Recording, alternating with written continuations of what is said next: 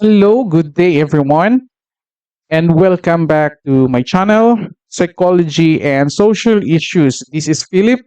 Welcome back. And in my previous video or videos, we talk about what is psychology, and the next video talk about steps in doing scientific method in the field of psychology. And for today's video, we'll be talking about theory and hypothesis. So one of the steps, or two of the steps in doing scientific method is first to identify, observe, and theorize. So basically, you need to understand what is theory. So you cannot use properly a theory if you don't understand what is a theory. And you cannot formulate hypothesis if you don't understand what is hypothesis. So for today's video, in this video, we'll be defining theory and hypothesis and differentiate the two. And I will give specific example for us to really understand these two terms. These two terms are very important in the field of psychology because along the way, there are countless of theories we get to encounter. And these theories are very useful in our day-to-day practice. Okay, so let's proceed. Again, before we start, please do share this video, like, and then if you have suggestions and comments or any ideas that you can share, please write down in the comment section. Then please subscribe to my channel. Okay, so let's start. I'm going to share now my slide. So what is a theory? Wait.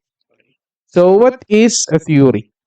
So a theory is a general principle or set of principles proposed to explain how a number of separate facts are related. So this is the basic definition of theory. Other fields, they might have a different definition, but if you're going to look at more or less the same idea. Okay, so again, it's a general principle or set of principles. So it's general meaning theories are formulated to explain general experiences or facts. Now, propose to explain separate facts that are related. Of course, you cannot expect that theory or theories are true all the time. It is why it is called theory. If it's true all the time, then it will no longer be called a theory.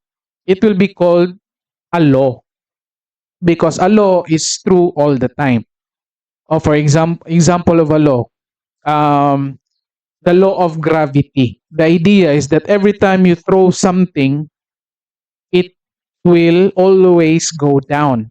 So it's always true. Even if you're going to throw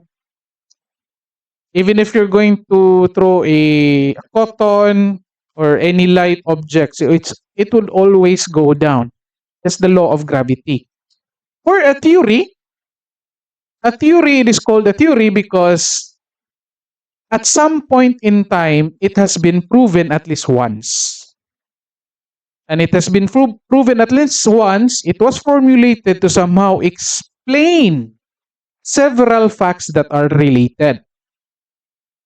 And that's the beauty of a theory because that's the beauty of knowing several theories so that you get to have ideas for your study. Imagine a theory as a weapon. So the several theories that you know, the more weapons that you have in the field of psychology. Again, by the way, there's no need for us to memorize all theories because you cannot do that one because there are countless of theories. Almost every day, people are publishing their ideas, their theories, and you cannot know them all, even in the theories of personality. You cannot know them all. So in the field of psychology, psychology students and practitioners, they don't pretend to know everything. Even I myself, even my students, even if they will ask me about a specific theory, I will return the question to them. I will ask them, can you explain what theory is that? Can you explain the idea? Because again, we do not know everything, especially the theories. But again, the many theories that you know, the better, the more weapons that you have. So again, it's a general principle that you can use to explain. So going back to my example in my previous video about a child bullying, so I used the theory of social learning theory. So I can, let's say, initial explanation is that social learning theory explains that people will learn behavior from the environment. Uh, People will learn behavior from the environment, and then I applied it to the behavior of the child that is bullying. So I applied it. It may be true, it may be not. That is why I need to conduct study. Then, if I will observe again another individual about a particular behavior, I might still use the same theory, social learning. The person is very good in doing something. The person is so obedient, something like that. I can still use the same theory. Again, different behaviors, one and the same theory. So because these facts are related. Okay. So this is general principle. I have here an example, different from social learning theory. So it is called the elaboration likelihood theory. So I chose this theory so that you will also know this is an additional knowledge for you about any theory, the elaboration likelihood. So in this video, you were introduced about elaboration likelihood theory. So by Richard Petty and Jan Casciopo, it states that a persuasive message can cause attitude change in two ways. So the central route persuasion and peripheral route persuasion. So each of these differs in the amount of cognitive effort or elaboration it requires. So what does it mean? Elaboration likelihood theory is that it states that people change attitude in two different ways. One is central route, that is focusing more on the real issue, cognitive process of the individual, and the other one is the peripheral route to persuasion, that is focused more on the external factors outside of the main issue. Say, for example, in politics. By the way, here in the Philippines, 2025, this coming May 2025 will be the election. Say, for example, we'll use the idea about election campaign.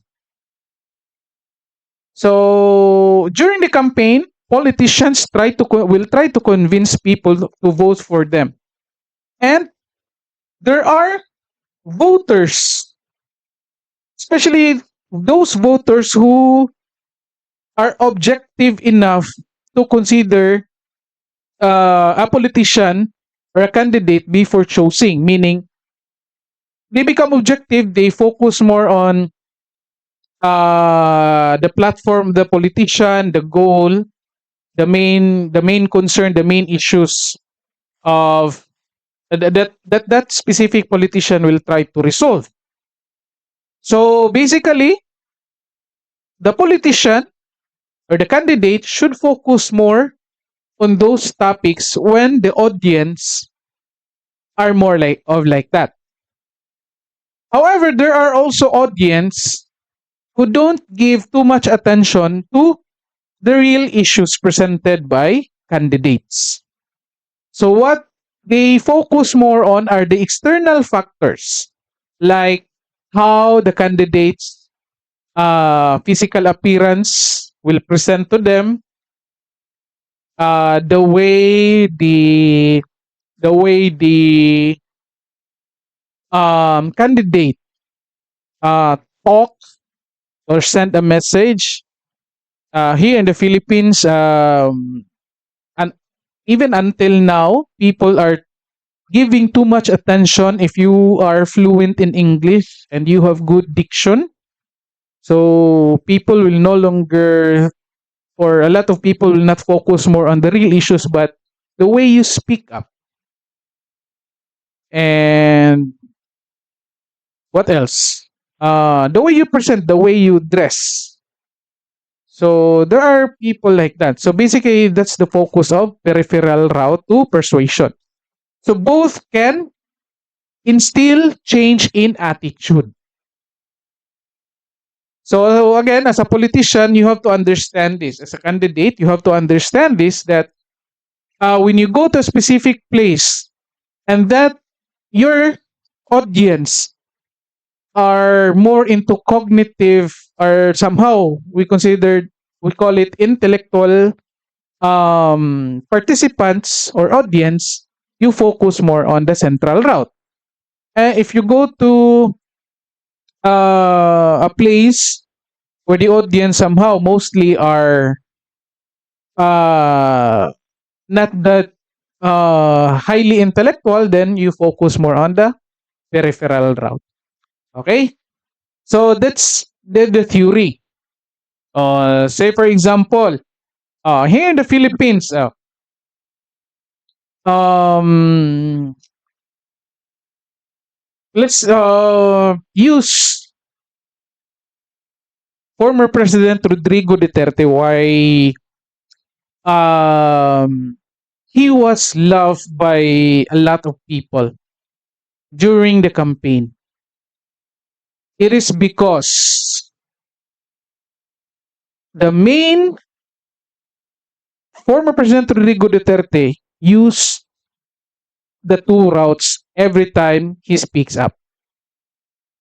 Okay? So first, um, main concerns, main issues. Most people asked him to run for president during 2016 election.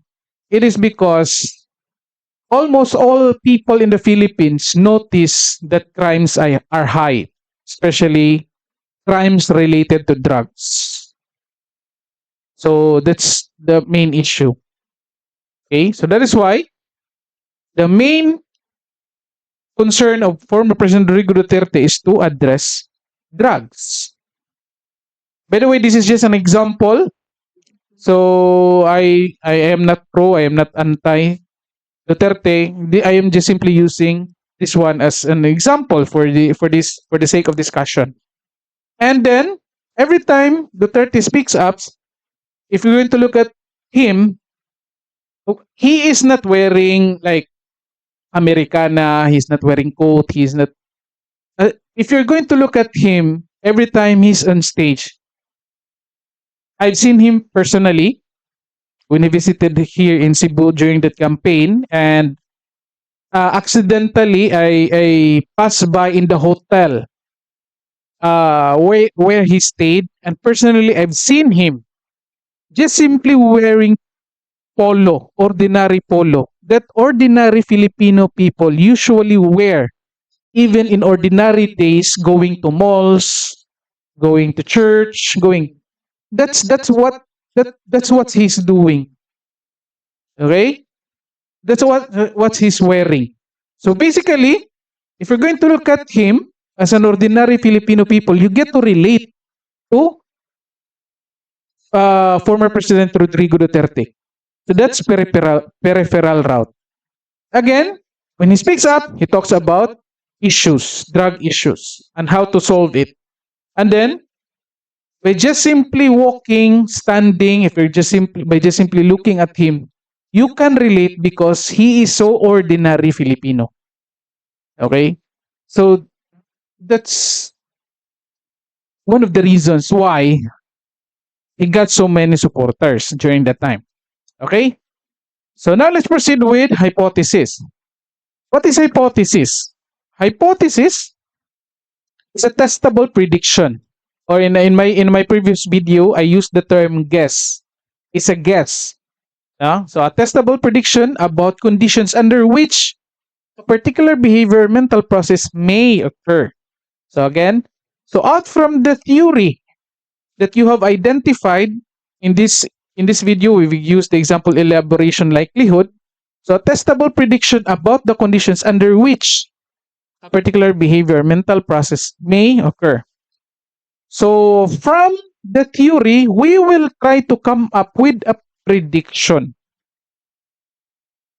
So again, take note of the phrase conditions or different conditions under which particular behavior may occur. So regardless of age, location, regardless of time, so all conditions, the theory can be used.